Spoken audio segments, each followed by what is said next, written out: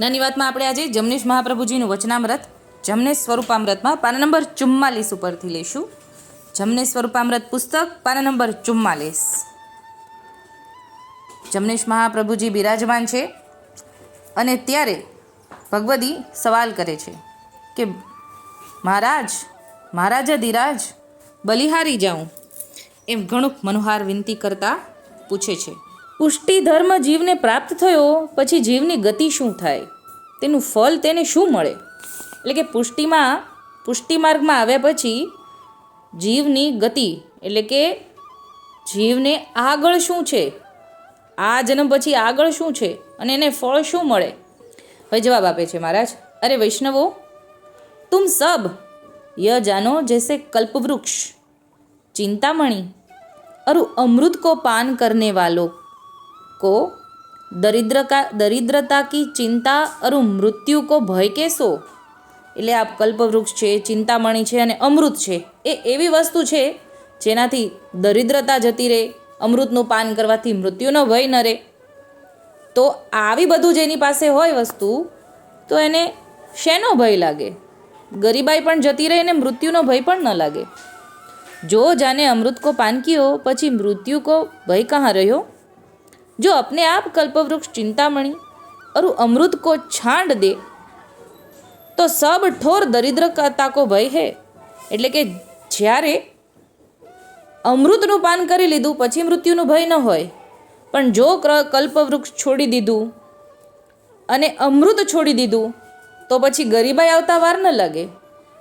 અમૃતને છોડીને વિષ્ણુ પાન કરી લે તો મૃત્યુ કહાં છોડેગી.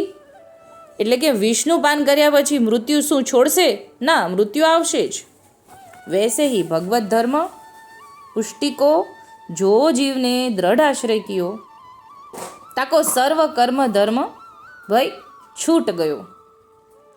એટલે જેને દ્રઢાશ્રય છે એને કર્મ ધર્મનો ભય છૂટી ગયો છે. તાકે લીએ કર્મ તો યહ રહ્યો જો સ્નેહ સહિત ભગવત સેવા સમરણ અરુ ધર્મ યહ રહ્યો. એટલે કે એના માટે તો ધર્મ એ જ છે જે ઠાકોરજીની સેવાને સમરણ જ કરવું. જેને પુષ્ટિ માર્ગમાં આવ્યા પછી દ્રઢ આશ્રય જોઈએ અને પછી સેવા સમરણ જ કરવાનું. જો પતિવ્રતા કો પણ જાકો દ્રઢ આશ્રય કહ્યો જાય હે. એટલે કે આ એક જ ટેક, પતિવ્રતાની ટેક, એ એક જ દ્રઢ આશ્રય એને કહેવાય છે. પતિવ્રતા અપને પતિ કો છાંડ દે તાકી ગતિ કહાં હોય. એટલે કે જ્યારે જો પતિવ્રતા સ્ત્રી પોતાના પતિને છોડી દે તો પછી એનું કોણ, એની ગતિ ક્યાં થાય? અરુ પતિવ્રતા શું રહે તો ફિર તાકી ગતિ કો કહાં કહેનો. तुम सब पतिव्रत पणधारी बिरद वाले हो, जाने शरण लीने हैं तिनकी चिंता ताको है. जीव अपने पर भार रख के रहे सो तो मिथ्या है. એટલે કે તો આપ બધા પતિવ્રત પણધારી છો, એવું બિરદવાળા છો. જેનું શરણું ગ્રહણ કર્યું છે, જેનું શરણું લીધું છે, એને જ તમારી બધી ચિંતા છે. જીવ પોતે ખોટી ચિંતાનો ભાર લઈને ફરે છે, એ તો મિથ્યા છે. એટલે એક વખત ઠાકોરજીના શરણમાં આવી ગયા પછી ચિંતા કરવાની કોઈ જરૂર નથી, કેમ કે આપણી ચિંતા તો ઠાકોરજીને છે. ચિંતા કરવાવાળા તો ઠાકોરજી છે, આપણી ચિંતા કરે છે કેમ કે આપણે શરણમાં છીએ. જાકો બાનોરું શરણ ગ્રહણ કિયો તામે જો વિશ્વાસ નાઈ તો કૌ કર્મ ધર્મ કામ કો નાઈ.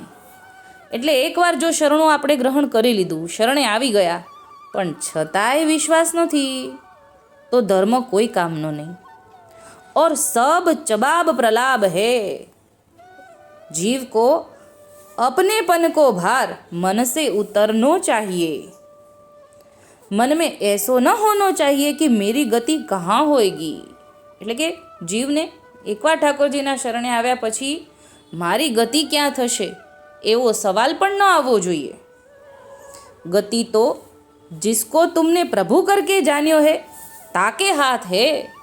કે જેને આપણે પ્રભુ કરીને જાણ્યા છે એના જ હાથમાં આપણી ગતિ છે. તામે જીતનો વિશ્વાસ સો ગતિ કો કારણ જાનનો. એટલે કે જેટલો ઠાકોરજી પર વિશ્વાસ હોય એવી ગતિ થશે. સો તો પરમ ધામ કી ગતિ હે. जो जीव अपने मन में जाने कि मैं तो दैवी हूँ, लीला को हूँ, मोको दृढ़ आश्रय है, तो ताकी गति की बात कहाँ रही? એટલે અગાઉ કીધું ને કે જેવો વિશ્વાસ એવી ગતિ. હવે જો આવો દ્રઢ વિશ્વાસ હોય કે હું તો દૈવી જીવ છું, લીલાનો જીવ છું, તો પછી એની ગતિની તો વાત જ ક્યાં રહી? એની તો ઉત્તમ જ ગતિ મળવાની છે, ગોલોકધામની પ્રાપ્તિ થવાની છે. જા જીવને ભગવત ધર્મ કો પાયો, ત્રિસરી માલા કો શરણદાન પાયો, તાકી કહાં હીન ગતિ હોયગી. એટલે કે જેને કે ઠાકોરજી પુષ્ટિ પૂર્ણ પુરુષોત્તમને શરણે ગયા છે, જેને 3 સરી માળાનું દાન મળ્યું છે, એને શું હીન ગતિ થાય? કબહુ ન હોયગી, ક્યારેય ન થાય. સો તો હમારો હોય કે રહેગો, એટલે કે એ તો જીવ અમારા થઈને રહેશે. સો તો હમારો ભયો, ફિર વાકુ ચિંતા કેસી. એટલે કે જે ઠાકોરજીના હોય એને ચિંતા શું કરવાની હોય? જાકો અન્ય આશ્રય અરુ અસમર્પિત છૂટ ગયો, अरु मार्ग को जो आचार पाले है, ताकि गति भगवत शरण में ही है. હવે સ્પષ્ટપણે જવાબ આપે છે. પહેલાં તો ચિંતા કરવાની ના પાડી, પણ જવાબ તો આપે જ છે મહારાજ કે એ જેને અસમર્પિત છૂટી ગયું છે, અન્યાશ્રય છૂટી ગયો છે, માર્ગના આચાર પ્રમાણે જીવે છે, એની ગતિ તો ઠાકોરજીના શરણમાં જ છે. જો સેવા કો ફલ અતુલિત है, સો તો ગોલોકધામ કો જીવ है, સો ઓર ઠોર નહીં જાઈએ. એટલે કે જેને આ આચરણ પ્રમાણે ઠાકોરજીની આજ્ઞા પ્રમાણે જીવન જીવે છે, એને તો ગોલોકધામ જ મળે, ગોલોકધામનો જીવ છે, બીજે ક્યાંય ન જાય. તાકે લીએ ઓર ઠોર ભટકવે કો સબ કર્મ ધર્મ છૂટ ગયો है, फिर गति तो जहाँ को है वहीं लोक में ठहराएगो, सोफल सेवा समरण और दृढ़ आश्रय में है ऐसो जानનું.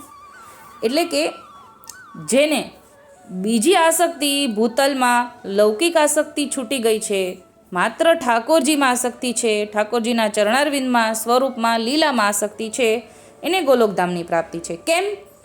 કેમ કે એને બીજી બાજુ ભટકતા એમનું જીવની કર્મ ધર્મ છૂટી ગયો છે. એવું અહીંયા કીધું કે તાકે લીએ ઓર ઠોર ભટકવે કો, એટલે કે બીજે ભટકવાનું બધુંય કર્મ ધર્મ અહીંયા જ છૂટી ગયું છે. ફિર ગતિ તો જहाँ કો હે, એટલે કે પછી તો જ્યાં એનો જીવ છે, જ્યાં એની વૃત્તિ છે, જ્યાં એનું ચિત્ત છે, ત્યાં જ એનું ઠેરાય અને ત્યાં જ જાય, એ તો ગોલોકધામમાં જ જાય. એવું આ સેવા સમરણનું ફળ છે, એવું જાણવું. એવું મહારાજનું વચનામૃત હતું.